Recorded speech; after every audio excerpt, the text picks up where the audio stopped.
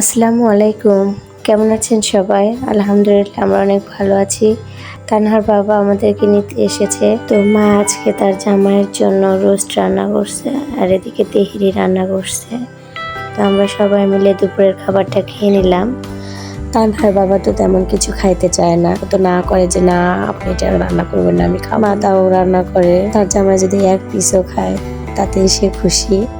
তো বিকালে আবার সবাই মিলে তরমুজ খেলাম, আবার আমি ডিমের পুডিং বানাইছিলাম সেটা খেলাম। রাতে মা তেলে পিঠা বানাইছে, আবার বাবা বাজার থেকে জিলাপি নিয়ে এসেছে, ওগুলো সবাই মিলে খেলাম।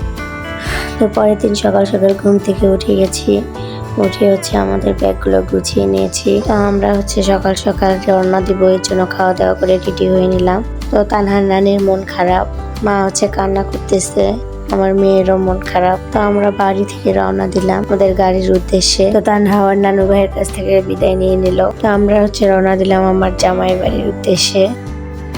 এটা তিস্তা ব্যারেজ, অনেকের কাছে এটা ডালিয়া ব্রিজ নামে পরিচিত।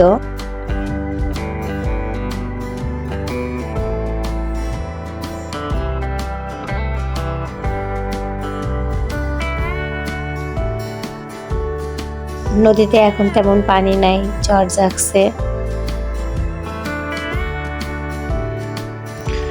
আমরা 12টার দিকে পৌঁছে গেছি। তো এখন আমি আমার রুমটা গুছিয়ে নেব, সবকিছু এলোমেলো হয়ে আছে। আর হ্যাঁ, ভিডিওটা যদি ভালো লেগে থাকে তাহলে লাইক শেয়ার কমেন্ট করবেন এবং চ্যানেলটাকে সাবস্ক্রাইব করবেন। তো সবাই ভালো থাকেন, আল্লাহ হাফেজ।